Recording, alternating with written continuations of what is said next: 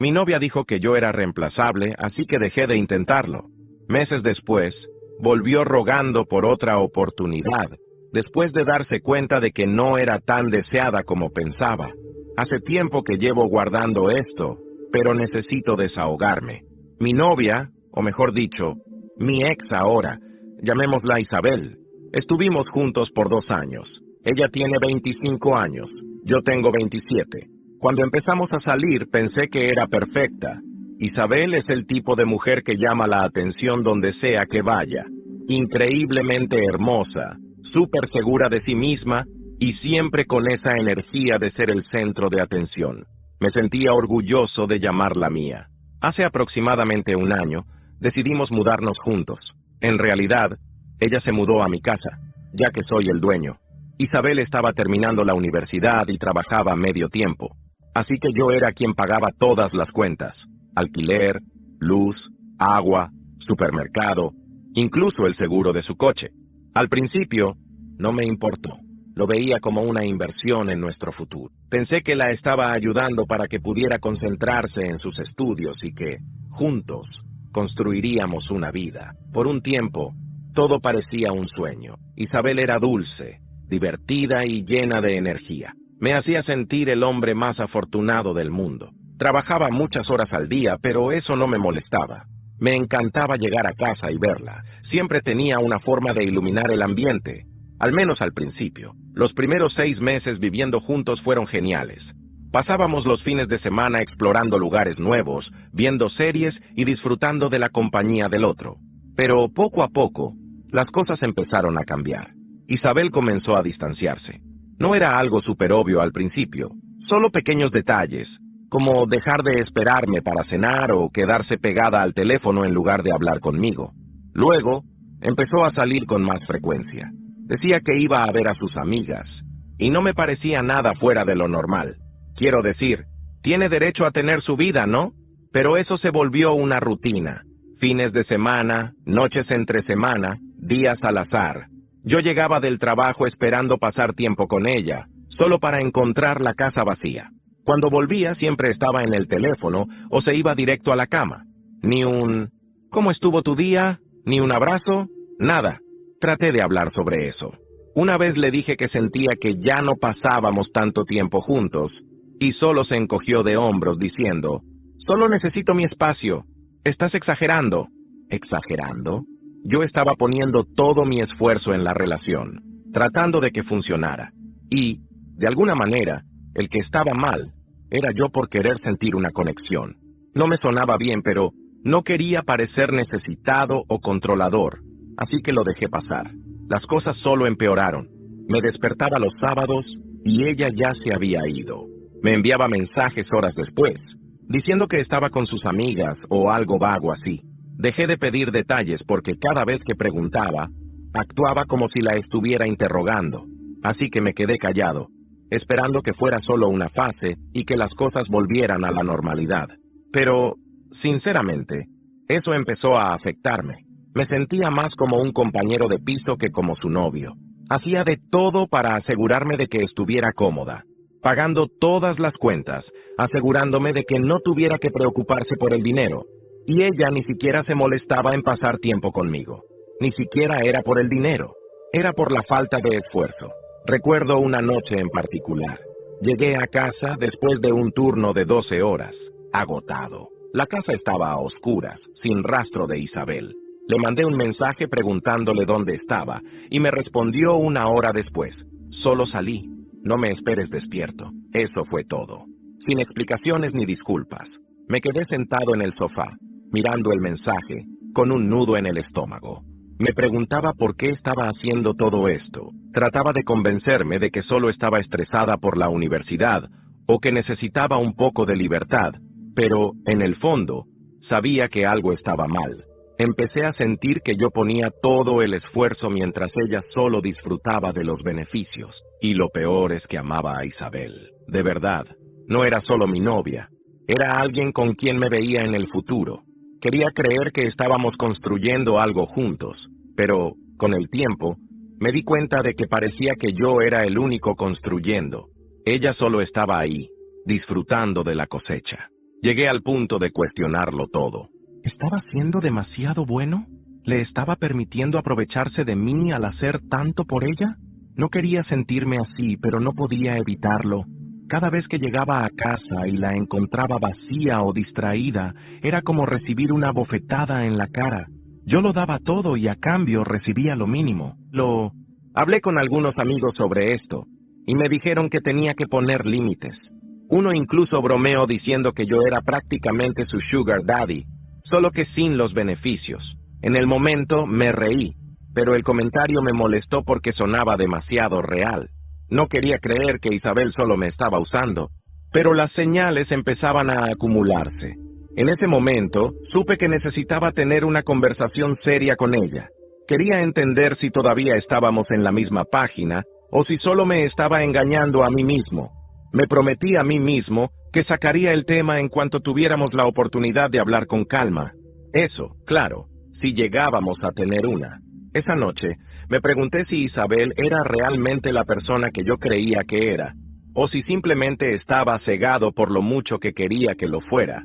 Esa duda se quedó dando vueltas en mi cabeza durante los días siguientes. Estaba tan atrapado tratando de encontrar la mejor manera de sacar el tema, sin que pareciera que la estaba acusando de algo. No quería parecer inseguro ni controlador. Solo quería respuestas. Pero Isabel se me adelantó, y de la peor manera posible. Una noche, por fin se quedó en casa. Por primera vez en mucho tiempo pensé, finalmente, tal vez podamos tener una noche normal juntos. Pedimos comida para llevar, nos sentamos en el sofá y empezamos a hablar de cosas aleatorias. Estaba siendo bueno, como en los viejos tiempos, y por un momento pensé que las cosas podrían estar mejorando. Pero, en algún punto de la conversación, terminamos hablando sobre relaciones y lealtad.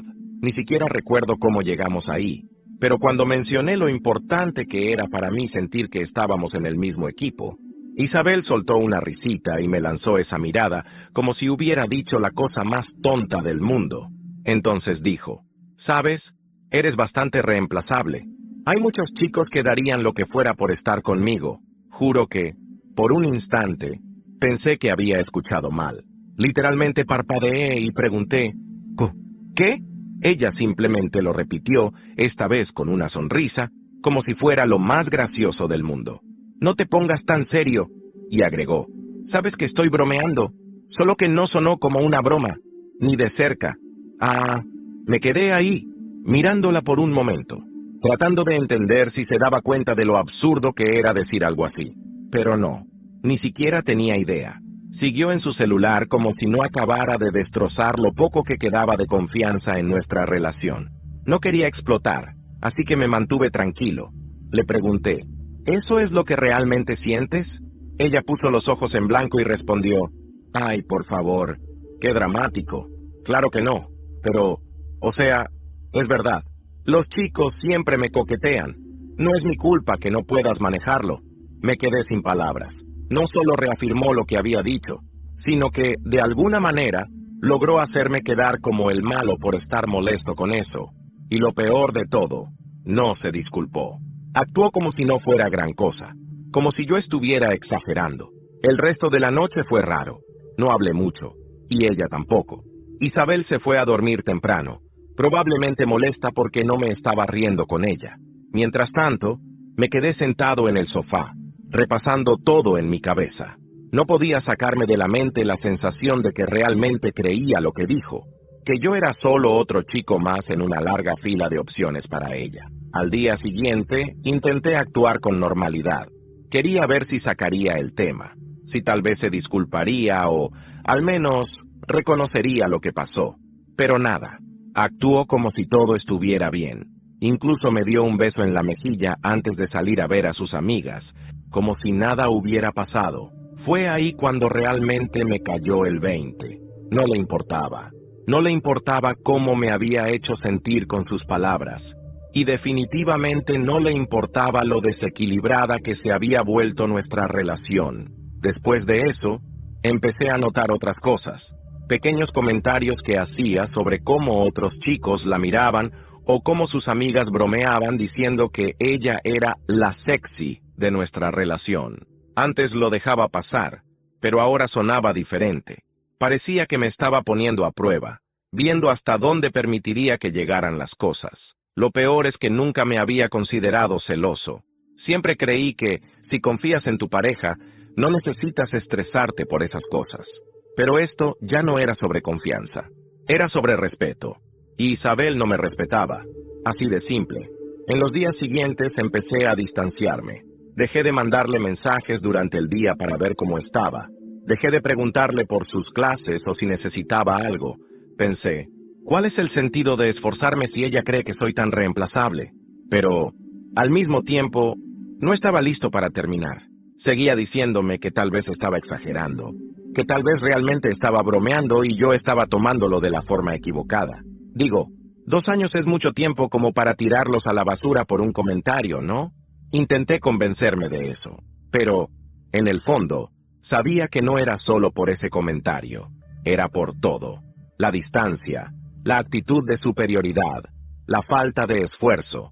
Esa frase fue solo la cereza en el pastel de un pastel que llevaba meses pudriéndose.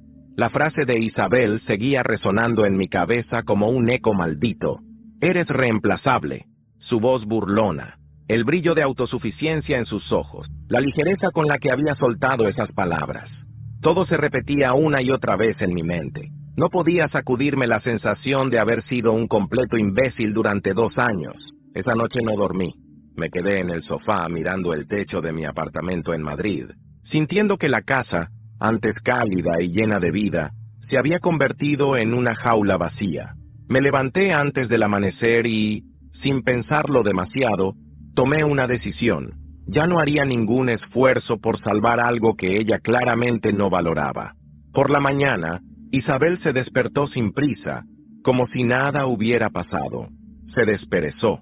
Caminó descalza hasta la cocina y me miró de reojo mientras servía café en su taza favorita, la que yo le había comprado en nuestro primer viaje juntos a Barcelona. «Buenos días», dijo sin emoción, sin mirarme directamente. No respondí, solo la observé. Era como ver a una desconocida. «¿Qué? ¿Todavía sigues molesto por ayer?», se quejó tomando un sorbo de café. «Te dije que era broma». «No, Isabel», dije con voz firme. «No era una broma. Tú lo crees de verdad». Ella puso los ojos en blanco, exasperada. «Dios, ¿otra vez con esto? Estás sacando todo de contexto». Respiré hondo, tratando de contener la oleada de frustración que me recorrió el cuerpo. Pero ya no importaba. Ya no quería discutir. Solo quería que se fuera. «¡Haz las maletas!», solté de golpe. Ella parpadeó, confundida. «¿Qué? Te estoy pidiendo que te vayas». «Hoy». Isabel dejó su taza en la encimera con más fuerza de la necesaria. «¿Estás de broma?». «No». Nos quedamos en silencio, mirándonos como si de repente habláramos idiomas diferentes. Isabel frunció el ceño y luego soltó una risa incrédula. «¿Me estás echando de tu casa por una tontería?». «Te estoy echando porque ya no quiero estar con alguien que me ve como una opción desechable». Su expresión cambió. Sus ojos se entrecerraron, evaluándome, como si intentara medir cuánto hablaba en serio. Esperaba que titubeara, que me retractara, pero no lo hice. «¿Sabes qué?», bufó, cruzándose de brazos. «Me haces un favor. Me estaba cansando de esto de todos modos, y ahí estaba, la confirmación de lo que había temido durante meses». No discutí. No tenía caso.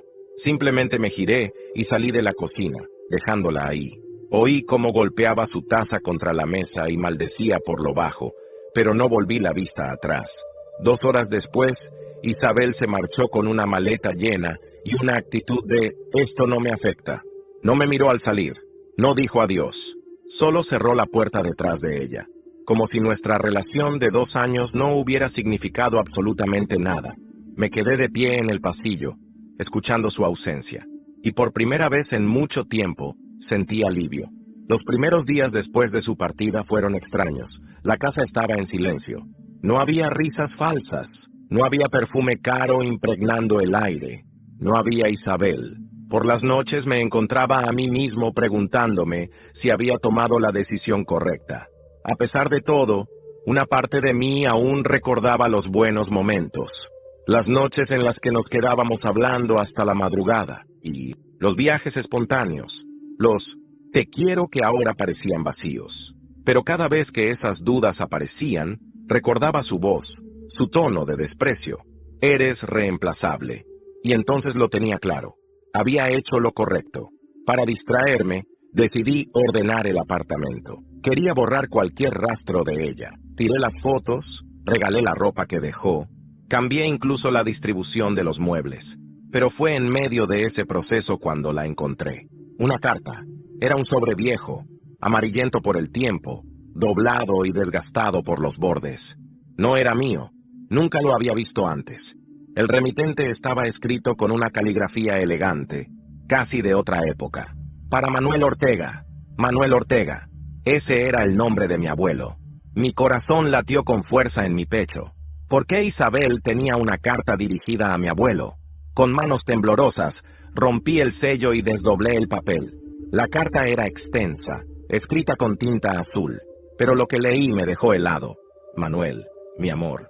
La carta hablaba de un romance secreto, de una mujer que nunca había olvidado a mi abuelo, de un amor prohibido que había cambiado sus vidas para siempre. Había nombres, fechas, lugares y un secreto que parecía haber sido enterrado por décadas. Mi abuelo había muerto hace años, llevándose su historia a la tumba. Pero ahora, aquí estaba, esperando ser descubierta.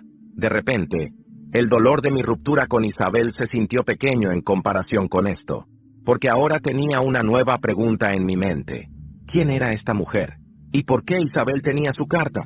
La carta temblaba entre mis dedos. Mi abuelo tuvo un romance secreto, una historia oculta que nadie en mi familia jamás mencionó. ¿Cómo era posible?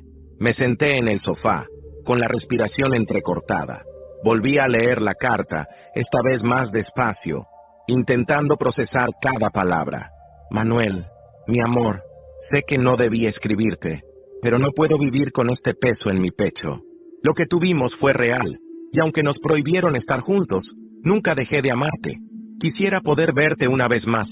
Quisiera que supieras la verdad antes de que sea demasiado tarde. Mi abuelo, Manuel Ortega, había muerto cuando yo tenía 15 años. Lo recordaba como un hombre reservado, de mirada intensa y pocas palabras. Siempre había sido cariñoso conmigo, pero jamás hablaba de su pasado. Y ahora descubría que había tenido un amor prohibido. Pero lo que más me inquietaba no era la carta en sí, sino el hecho de que Isabel la tenía. Me levanté de golpe. Había muchas preguntas sin respuesta. ¿De dónde sacó Isabel esta carta? ¿Por qué la guardaba? Fui directo al teléfono y marqué su número. Sonó varias veces antes de que contestara con su tono impaciente. ¿Qué quieres? Ignoré su actitud. Encontré algo entre tus cosas. Una carta. Hubo un silencio. ¿Qué carta? No te hagas la idiota, Isabel. Solté con frialdad. Es una carta dirigida a mi abuelo. Quiero saber de dónde la sacaste. Ella suspiró pesadamente, como si estuviera harta de hablar conmigo. Eso no importa. Claro que importa. Dímelo ahora. La encontré en una librería de antigüedades en Toledo. Estaba dentro de un libro viejo de historia que compré hace unos meses. Fruncí el ceño. ¿Y por qué nunca me lo dijiste? Porque no creí que fuera importante. Es solo una carta vieja, por Dios. No le creía ni una palabra. Isabel no guardaba cosas sin razón. Algo más había detrás de esto. Mándame la dirección de la librería. ¿Qué? ¿Vas a ir a investigar el romance secreto de tu abuelo? Soltó una risa burlona. Vaya pérdida de tiempo. La dirección, Isabel. Ella resopló, pero al final me la envió por mensaje. Haz lo que quieras, pero no me vuelvas a llamar por estupideces. Colgó. La odié en ese momento. Odié su desprecio por todo lo que alguna vez significó algo para mí. Pero no importaba. Había algo mucho más grande que descubrir.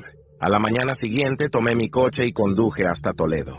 La librería estaba en una calle estrecha del casco antiguo, entre edificios de piedra y balcones de hierro forjado. El lugar olía a papel viejo y madera húmeda. Me acerqué al mostrador, donde un hombre de unos 60 años, con gafas gruesas y cabello canoso, leía un libro con una lupa. Buenos días, dije. El hombre levantó la vista y me sonrió levemente. Buenos días, ¿buscabas algo en especial? Saqué la carta del bolsillo y la puse sobre la mesa. Esta carta fue encontrada en un libro comprado aquí. Quiero saber si recuerda de dónde vino. El librero tomó el sobre y lo estudió con atención. Sí, reconozco esto. Ajustó sus gafas y me miró con curiosidad. Ese libro formaba parte de una colección que compré en una subasta hace un año. ¿Subasta? Sí, de una finca antigua en Salamanca. La casa pertenecía a una mujer fallecida hace poco. Déjame recordar, se rascó la barbilla. Carmen Soler. Mi estómago se tensó. ¿Carmen Soler? Sí, una mujer mayor. No tenía herederos, así que todas sus pertenencias fueron vendidas. El nombre no me sonaba. Nunca lo había oído antes en mi familia. ¿Sabes si esta mujer conoció a Manuel Ortega? El librero levantó una ceja. Si tenía una carta de amor para él, entonces es muy probable, ¿no? Tragué saliva. Mi abuelo tuvo un amor secreto con Carmen Soler. Salí de la librería con la mente dando vueltas. Ahora tenía un nombre, un lugar y muchas preguntas. ¿Quién fue realmente Carmen Soler? ¿Por qué su historia con mi abuelo se mantuvo en secreto? Y lo más inquietante de todo, si no tenía herederos, entonces, ¿quién vendió sus pertenencias en la subasta? Sentí un escalofrío recorrer mi espalda. Algo me decía que esto era solo el comienzo. El nombre Carmen Soler seguía resonando en mi cabeza mientras conducía de regreso a Madrid. Sabía que mi abuelo Manuel Ortega había tenido una vida antes de formar su familia, pero jamás imaginé que hubiera algo que él hubiese querido ocultar. Cuando llegué a casa, me senté en el sofá con la carta en la mano. La leí otra vez, buscando cualquier pista que me hubiera pasado por alto. Quisiera poder verte una vez más. Quisiera que supieras la verdad antes de que sea demasiado tarde. ¿Qué verdad? Saqué mi portátil y comencé a buscar información sobre Carmen Soler. Si había muerto recientemente, tenía que haber algún registro. No tardé mucho en encontrarla. Carmen Soler, fallecida a los 83 años, en Salamanca. Había un obituario sencillo, sin grandes homenajes ni menciones a familiares. Nada sobre hijos, esposos o nietos. Solo un nombre, una fecha y un par de líneas sobre su vida. Pero había algo más. En un artículo relacionado encontré una noticia sobre la subasta de sus bienes. Fue organizada por una agencia inmobiliaria local que vendió la casa y sus pertenencias al mejor postor. Eso no tenía sentido. Si Carmen Soler no tenía herederos, ¿quién gestionó su patrimonio? ¿Quién decidió qué hacer con sus cosas? Tenía que ir a Salamanca. Al día siguiente, me levanté temprano y conduje hasta la ciudad. Salamanca era un lugar hermoso, con su arquitectura renacentista y su aire de historia en cada rincón. Sí, pero yo no estaba ahí por turismo. Fui directo a la agencia inmobiliaria que había manejado la subasta. Me recibió una recepcionista joven con gafas y un aire distraído. Buenos días, ¿en qué puedo ayudarle? Busco información sobre una propiedad que gestionaron. Pertenecía a Carmen Soler. La chica tecleó el nombre en su ordenador. Sí, aquí está. La casa fue vendida hace unos meses. ¿Quién la puso en venta? Ella frunció el ceño. Déjeme ver. Aquí dice que la persona que gestionó la venta fue Marcos Soler. Mi corazón se aceleró. ¿Un hijo? No lo sé. No hay más información sobre él. Solo su nombre y su firma en los documentos. Sentí un escalofrío en la nuca. Si Carmen no tenía herederos conocidos, ¿quién demonios era Marcos Soler? ¿Podría darme algún contacto? La recepcionista me miró con recelo. Lo siento, señor, esa información es confidencial. Por supuesto, pero no me iría con las manos vacías. ¿Podría decirme quién compró la casa? Ella miró la pantalla. Sí, la adquirió una mujer llamada Lía Fernández. Mi estómago dio un vuelco. Lía no podía ser coincidencia. La misma mujer con la que había hablado en la cafetería en Toledo. Algo estaba pasando aquí. Algo que me involucraba más de lo que pensaba. Fui directo a la dirección de la casa. Quedaba en las afueras de Salamanca, en una zona tranquila, rodeada de árboles y con un aire de antigüedad que encajaba perfectamente con la historia que estaba desenterrando. Cuando llegué, me encontré con una casa de piedra, con ventanas altas y un portón de hierro forjado. Toqué el timbre. Unos segundos después, la puerta se abrió y Lía estaba allí, mirándome con sorpresa. «Tú», murmuró. Mis ojos se clavaron en los suyos. «Necesitamos hablar». Lía dudó un momento, pero luego asintió y me hizo pasar. La casa estaba llena de cajas sin abrir. Había muebles viejos, cuadros cubiertos con sábanas blancas y un aire de nostalgia impregnado en cada rincón. Me giré hacia ella. Necesito saber la verdad. Lía suspiró y cruzó los brazos. No sé qué esperas que te diga. Dime quién era Carmen Soler para mi abuelo. Dime quién es Marcos Soler. Lía bajó la mirada, mordiéndose el labio inferior. ¿Por qué compraste esta casa? ¿Por qué apareces en esta historia justo cuando empiezo a investigar? Ella cerró los ojos por un instante. Luego, cuando los abrió de nuevo, su expresión era distinta, resignada. Porque esta historia también es mía. Mi piel se erizó. ¿Qué quieres decir? Lía tomó aire y me miró directamente a los ojos. Porque Marcos Soler es mi padre. Un silencio denso llenó la habitación. No esperaba eso. No lo veía venir. Lía tenía las respuestas que yo buscaba, pero lo que estaba a punto de decirme cambiaría todo. Las palabras de Lía flotaban en el aire, pesadas como una losa. Marcos Soler es mi padre. Mi mente se aceleró, intentando conectar las piezas. Si Marcos Soler gestionó la venta de la casa de Carmen, ¿significaba que Carmen Soler era tu abuela? Pregunté sintiendo un escalofrío en la espalda. Lía asintió con la mirada baja. Sí, me llevé una mano a la cabeza. Dios, ¿qué demonios estaba pasando aquí? Mi abuelo y su abuela habían tenido un romance secreto. Eso significaba que... Lía, tragué saliva, sintiendo un miedo irracional crecer dentro de mí. ¿Crees que nuestros abuelos? Ella levantó la vista y por primera vez desde que la conocí, vi una sombra de duda en sus ojos. No lo sé, susurró. Pero si es cierto, eso cambiaría todo. Un sudor frío me recorrió la espalda. No podía ser que después de todo lo que había pasado, después de mi ruptura con Isabel, de encontrar esa carta, de seguir las pistas hasta aquí, hubiera conocido a Lía solo para descubrir que éramos familia. Me alejé un paso, sintiendo que el suelo se tambaleaba bajo mis pies. Necesito respuestas, dije, con la voz más firme de lo que me sentía. Lía me miró fijamente, como si estuviera debatiéndose internamente. Al final, asintió. Yo también. Nos sentamos en la mesa de la cocina. La tensión entre nosotros era espesa, como si estuviéramos a punto de descubrir algo que lo cambiaría todo. Lía sacó una caja de madera antigua de uno de los estantes y la colocó frente a mí. Esto lo encontré cuando limpiaba la casa de mi abuela, explicó. Creo que aquí puede estar la respuesta. Abrí la caja con cuidado. Dentro había fotografías en blanco y negro, cartas amarillentas y pequeños objetos que parecían recuerdos de otro tiempo. Tomé la primera fotografía. En ella, un hombre y una mujer jóvenes sonreían a la cámara, tomados de la mano. Reconocí al hombre de inmediato. Dios, murmuré. Es mi abuelo. Mi estómago se encogió. Manuel Ortega y Carmen Soler, juntos, felices. Lía sacó otra carta, más reciente que la que yo había encontrado. Era de Carmen para su hijo, Marcos Soler. Mi padre nunca me habló de su madre, susurró Lía. Siempre evadía el tema, pero esta carta lo dice todo. La leí en silencio. Marcos, hijo mío, sé que siempre has querido saber la verdad sobre tu padre. Lo que pasó entre Manuel y yo nunca debió haber terminado como terminó. Fuimos víctimas de circunstancias que no pudimos controlar, pero quiero que sepas que él nunca nos abandonó. Nos lo arrebataron. Mis manos temblaban. ¿Nos lo arrebataron? Lía asintió. Parece que su relación fue prohibida. Mi abuela era de una familia rica y poderosa de Salamanca. Manuel, en cambio, era un hombre humilde de Madrid. Mi bisabuelo jamás habría permitido que estuvieran juntos. Todo empezaba a encajar. Mi abuelo y Carmen no se separaron por decisión propia. Alguien los obligó. Alguien los separó. Pero entonces, una pregunta crucial me golpeó en el pecho. Lía, si Carmen escribió esto para Marcos, ¿significa que...? Lía tragó saliva.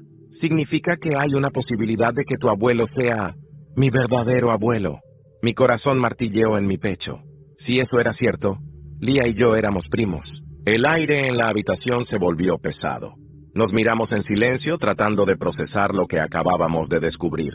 Había demasiadas piezas en este rompecabezas, pero una cosa era segura. Nuestras familias habían estado unidas mucho antes de que nos conociéramos, pero aún faltaban respuestas. Si Manuel y Carmen fueron separados, ¿quién lo hizo? Y lo más importante, ¿por qué Isabel tenía esa carta? El peso de lo que acabábamos de descubrir caía sobre nosotros como una losa. Lía y yo podríamos ser familia. Nos miramos en silencio, sin saber qué decir. Lo que habíamos sentido el uno por el otro en esos días. La conexión, la atracción, la complicidad. Todo se volvía un territorio prohibido. Necesitamos pruebas, dije con la voz tensa. Lía asintió lentamente. Mi padre, Marcos. Tal vez él sepa la verdad. Había evitado hablar de su padre hasta ese momento, pero ahora era inevitable. ¿Dónde está? Lía desvió la mirada, mordiendo su labio inferior. No lo veo desde hace años. Se fue cuando yo era adolescente. Dijo que necesitaba alejarse de los fantasmas del pasado. ¿Y nunca intentaste buscarlo? Lo hice, pero él no quería ser encontrado. Suspiró. Hasta ahora, fruncí el ceño. ¿Hasta ahora? Lía se levantó y tomó su móvil. Buscó algo en la pantalla y luego me la mostró. Era un correo electrónico. De Marco Soler. Asunto. Necesitamos hablar. Mi respiración se detuvo por un momento. ¿Cuándo te llegó esto? Ayer. Leí el mensaje en silencio. Lía, sé que tienes preguntas. Sé que encontraste la casa de tu abuela y que ahora todo está revuelto en tu cabeza. Ha llegado el momento de contarte la verdad. Nos vemos en Madrid. Este no es un asunto que deba quedar en el pasado. Viene a Madrid. Mi voz salió más ronca de lo que esperaba. Lía asintió. Llega mañana. Nos miramos fijamente. Mañana podríamos tener todas las respuestas. O descubrir una verdad que nos destrozaría. A la mañana siguiente quedamos en encontrarnos con Marcos en una cafetería en el centro de Madrid. Era un lugar discreto, lejos de miradas curiosas. Cuando llegué, Lía ya estaba ahí. Y frente a ella, un hombre de cabello canoso, con el rostro marcado por el tiempo y los ojos llenos de algo parecido a la culpa. Marcos Soler. Me detuve por un segundo, observándolo. Su mirada tenía algo familiar. Él levantó la vista y me vio. Tú debes de ser el nieto de Manuel. Sentí un escalofrío. Me senté frente a él sintiéndome tenso. Tengo preguntas, dije sin rodeos. Marcos asintió. Y tengo respuestas. Lía tomó aire. ¿Es cierto? ¿Manuel Ortega fue tu padre? Un silencio pesado llenó la mesa. Marcos bajó la mirada, como si estuviera reuniendo el valor para hablar. Sí, el aire me abandonó los pulmones. Lía y yo éramos familia. Un torbellino de emociones me golpeó. Había estado sintiendo algo por Lía, un vínculo que creía especial, y ahora todo se había vuelto incestuoso. Pero Marcos aún no había terminado. Mi madre y tu abuelo se amaban, pero su amor era imposible. Mi abuelo, un hombre de negocios con demasiado poder en Salamanca, no lo permitió. Nos amenazó, manipuló, separó sus vidas sin piedad. Su voz tembló ligeramente. Carmen quedó embarazada de mí, pero Manuel nunca lo supo. Mi abuelo lo mantuvo en secreto, asegurándose de que mi madre se casara con otro hombre. Me apoyé en la mesa, sintiéndome mareado. Manuel nunca lo supo, nunca. Creyó que Carmen lo había abandonado. Mis puños se cerraron sobre la mesa. Mi abuelo murió sin saber la verdad. Lía, a mi lado, se pasó las manos por la cara. Esto es una locura, pero aún había algo que no encajaba. Marcos, hay algo que necesito saber, dije mirándolo fijamente. ¿Por qué Isabel tenía la carta de Carmen? Marcos frunció el ceño. Isabel, mi exnovia. Encontré la carta entre sus cosas. Lía y yo nos inclinamos hacia adelante, esperando su respuesta. Pero lo que dijo a continuación nos heló la sangre. Porque Isabel no es quien dice ser. El mundo pareció detenerse. Lía se tensó. ¿Qué quieres decir? Marcos soltó un suspiro y me miró directamente a los ojos. Esa chica se acercó a ti por una razón.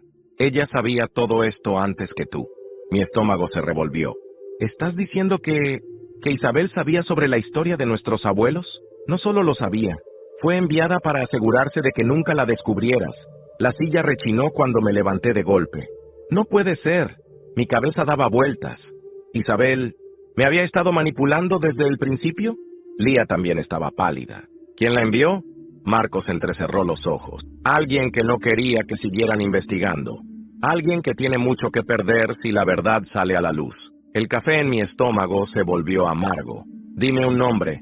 Marcos me miró fijamente y, con un susurro que se sintió como un disparo, dijo: su padre. Un escalofrío me recorrió la espalda. ¿El padre de Isabel? Marcos asintió lentamente. Su verdadero nombre es Eduardo Soler. Todo mi mundo se desmoronó en ese instante. Isabel era parte de esta historia mucho antes de conocerme. Y lo peor de todo, yo nunca fui más que una pieza en su juego. El nombre Eduardo Soler giraba en mi cabeza como una tormenta. El padre de Isabel estaba involucrado en todo esto. ¿Y ella? ¿Me había usado desde el principio? Me recosté en la silla, sintiendo que el aire me faltaba. Mis pensamientos eran un caos. Todo lo que creía saber sobre Isabel, sobre nuestro tiempo juntos, ahora estaba teñido de dudas. Lía, sentada a mi lado, parecía igual de impactada. «Marcos», dijo ella finalmente, con la voz temblorosa, «¿qué tiene que ver el padre de Isabel con todo esto?» Marcos tomó un sorbo de su café, como si necesitara tiempo para organizar sus palabras. Cuando habló, su voz tenía un peso que hacía que cada palabra cayera como una piedra. «Eduardo es mi primo». Mis ojos se abrieron de par en par. «¿Qué? Es hijo de uno de los hermanos de mi madre, Carmen. Es parte de esta familia, aunque siempre tuvo más lealtad hacia nuestro abuelo». Marcos bajó la mirada, como si le costara continuar. Él heredó la ambición, la crueldad y el deseo de proteger el legado de los Soler a toda costa. Sentí un escalofrío recorrerme la espalda. ¿Estás diciendo que Isabel fue enviada por él para espiarme? Marcos me miró fijamente. Eduardo sabía que tarde o temprano alguien empezaría a atar cabos. Tu abuelo y mi madre compartían algo que, de salir a la luz, podría manchar el nombre de la familia Soler. Y no está dispuesto a permitirlo. Lía apretó los puños sobre la mesa. ¿Pero por qué? ¿Qué tiene de malo que la verdad salga a la luz? Marcos soltó una risa amarga. Porque Eduardo se ha beneficiado durante años de las conexiones y la reputación construida por nuestro abuelo. Y cualquier escándalo, por pequeño que sea, podría destruir todo eso. Me llevé las manos a la cara. Dios, todo este tiempo Isabel sabía. Todo. No solo sabía, añadió Marcos con el semblante serio. Jugó contigo. Las palabras cayeron como un mazazo. Esa noche no pude dormir. Me quedé sentado en el sofá de mi apartamento, rodeado por las sombras y el eco de las palabras de Marcos. Isabel me había usado. Cada sonrisa, cada beso, cada momento compartido. ¿Había sido todo una mentira? Tomé mi teléfono y marqué su número antes de que pudiera pensarlo demasiado. Necesitaba respuestas. Sonó varias veces antes de que contestara. ¿Qué quieres ahora?, preguntó Isabel con su tono habitual de impaciencia. Mi voz salió más fría de lo que esperaba. Sabes perfectamente lo que quiero. Dime la verdad. Hubo un silencio del otro lado de la línea. ¿De qué estás hablando?, dijo finalmente, pero su tono había cambiado. De tu padre, de Eduardo Soler. ¿De por qué te envió para espiarme? La respiración de Isabel se volvió entrecortada. ¿Quién te dijo eso? No importa quién. Mi mandíbula se tensó. Solo quiero saber una cosa. ¿Fue todo una mentira? ¿Todo lo que tuvimos? El silencio que siguió me pareció interminable. Finalmente, Isabel respondió con un tono que nunca antes había escuchado en ella. No todo. Mi pecho se apretó. ¿Qué significa eso? Significa que, al principio sí, era un trabajo. Mi padre me pidió que me acercara a ti, que me asegurara de que no investigaras. Su voz temblaba ligeramente. Pero no esperaba que realmente me importaras. Cerré los ojos, sintiendo una mezcla de ira y dolor. ¿Me importara?, repetí con amargura. ¿Es por eso que me tratabas como si fuera un accesorio? ¿Por eso me decías que era reemplazable? Isabel dudó. Nunca supe cómo manejar lo que sentía. Siempre seguí las reglas de mi padre. Siempre hice lo que él esperaba de mí. Mi ira se desbordó. Pues felicidades, Isabel. Hiciste un gran trabajo. Me hiciste sentir como un idiota durante 2 años. Ella no respondió de inmediato. Cuando lo hizo, su voz era apenas un susurro. Lo siento. Sentí un nudo en la garganta, pero no dije nada más. Colgué. A la mañana siguiente, estaba decidido. Esto no podía quedarse así. Voy a enfrentarme a Eduardo Soler, le dije a Lía cuando la llamé. Ella no parecía sorprendida. No puedes hacerlo solo. ¿Qué sugieres? Lía hizo una pausa. Tengo una idea, pero vas a necesitar algo de paciencia. ¿Qué idea? Ella suspiró. Primero, tenemos que conseguir pruebas. Si Eduardo está detrás de todo esto, tenemos que asegurarnos de que no pueda salirse con la suya. Asentí, aunque no podía verla. Estoy dentro. Perfecto. Nos vemos esta tarde. Cuando colgamos, sentí algo que no había sentido en mucho tiempo: determinación. Había sido manipulado, usado, humillado, pero ya no. Esto iba a terminar aquí. Y Eduardo Soler, junto con todos sus secretos, no iba a salirse con la suya. El plan de Lía era claro. Si queríamos enfrentarnos a Eduardo Soler, necesitábamos pruebas. No bastaba con rumores o acusaciones, sino algo sólido que lo expusiera y desmontara la red de mentiras que había tejido durante años. La idea era arriesgada, pero no teníamos otra opción: entrar en su círculo. Conozco a alguien que podría ayudarnos, me dijo Lía esa tarde, mientras tomábamos café en mi apartamento. Es un viejo amigo de mi padre. Estuvo muy cerca de Eduardo en el pasado, pero se distanciaron cuando las cosas empezaron a torcerse. ¿Puedes confiar en él?, pregunté con cautela. Lía asintió. Sí, lo conozco desde que era niña. Si hay algo que Eduardo está escondiendo, este hombre lo sabe. La idea de involucrar a más personas me ponía nervioso, pero era evidente que Lía confiaba en este contacto, y no teníamos tiempo que perder. ¿Cómo se llama?, pregunté. Alejandro Campos. Vive en Salamanca. Otra vez Salamanca. Todo parecía regresar a ese lugar. Conducimos hasta allí al día siguiente. Alejandro resultó ser un hombre en sus 50, con cabello gris y una mirada astuta. Nos recibió en su casa, un lugar modesto pero acogedor, y no tardó en entender por qué estábamos allí. Sabía que este día llegaría tarde o temprano, dijo sirviéndonos té en la sala. Eduardo siempre ha sido un hombre peligroso, dispuesto a todo por proteger su reputación. ¿Por qué se distanciaron?, pregunté, curioso. Alejandro suspiró. Porque Eduardo empezó a meterse en cosas que iban más allá de lo ético. Chantajes, sobornos, incluso rumores de que hizo desaparecer documentos para ocultar los errores de tu abuelo. Mi corazón se detuvo. ¿Qué clase de documentos? Alejandro nos miró fijamente. Cartas, registros, cualquier cosa que pudiera vincular a Manuel con Carmen. Tu abuelo intentó comunicarse con ella después de su separación, pero Eduardo se aseguró de que nunca se reencontraran. Mi mandíbula se tensó. ¿Él destruyó esas cartas? No todas, respondió Alejandro. Algunas fueron guardadas, por si llegaba el momento de usarlas en su favor. Lía y yo nos miramos.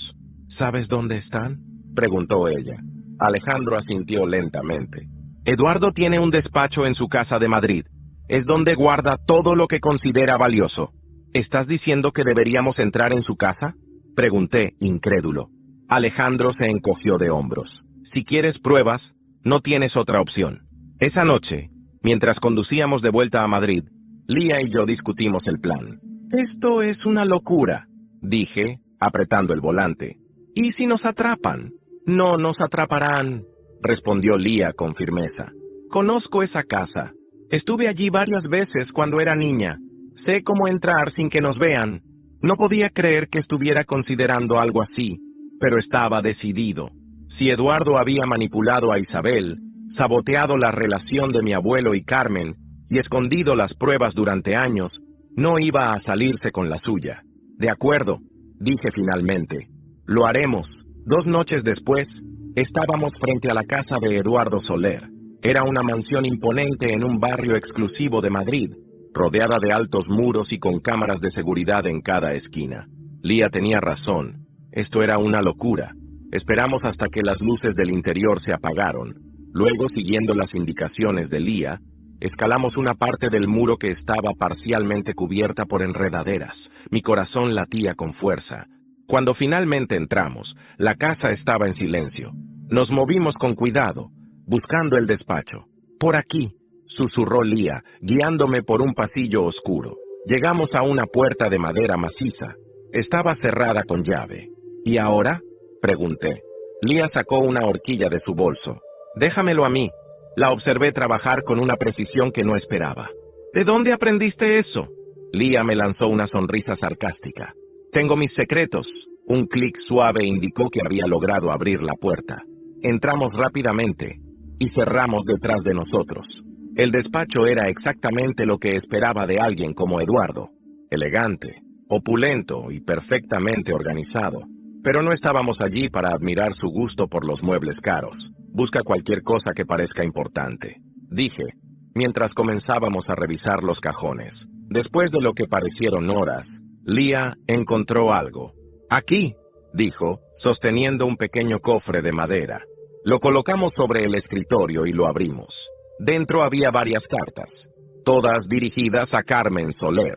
Las leímos con rapidez. Eran de mi abuelo, cartas llenas de amor, de desesperación, de esperanza. Nunca se rindió, susurré, sintiendo un nudo en la garganta. Pero lo que Leah encontró al final nos dejó helados. Un documento legal, fechado años atrás, con la firma de Eduardo. Esto es... Leah apenas podía hablar. Es un acuerdo para desheredar a mi abuela si mantenía contacto con Manuel. Mis manos temblaron mientras sostenía el papel. Eduardo había manipulado todo. Había destruido la vida de mi abuelo y Carmen para proteger su maldita reputación. De repente, un ruido nos hizo congelarnos. ¿Oíste eso? Susurré.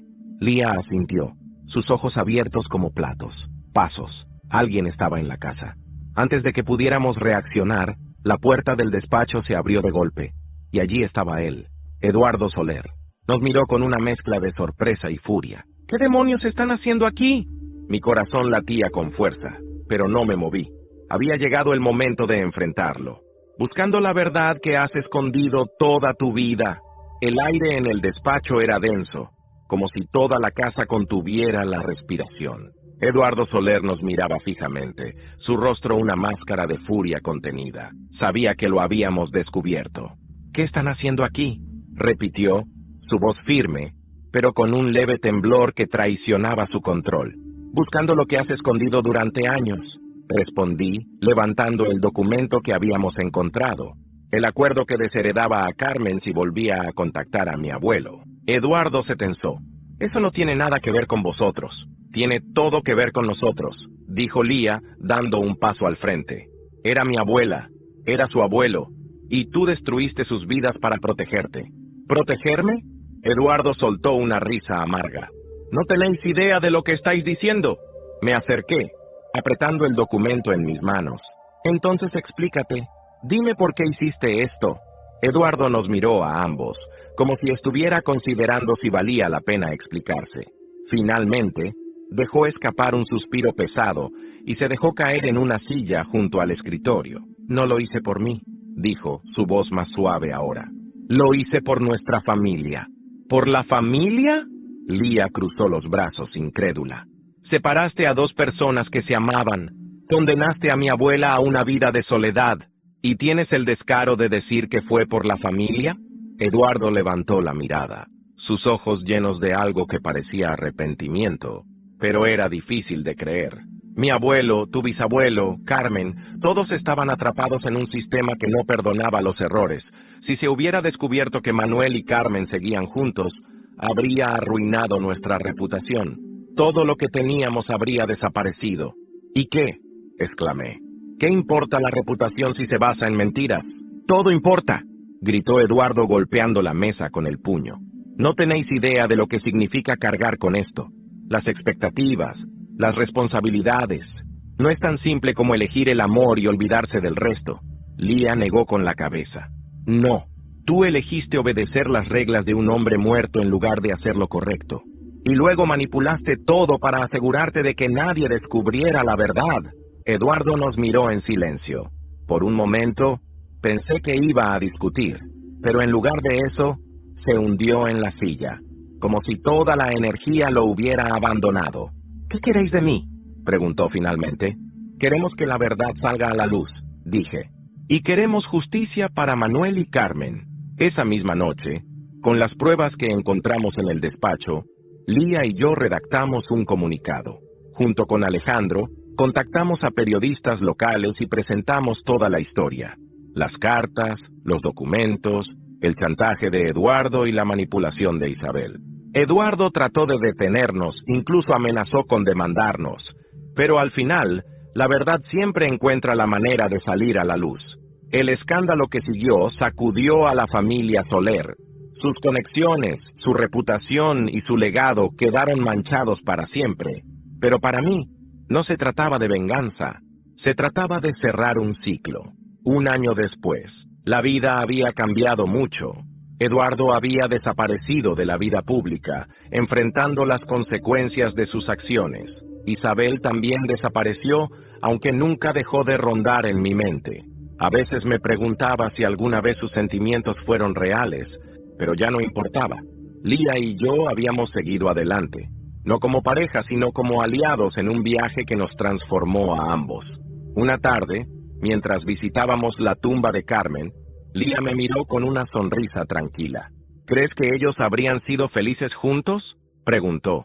No lo sé, respondí, mirando la lápida, pero al menos ahora saben que su historia no fue olvidada. Lía asintió. Eso es suficiente.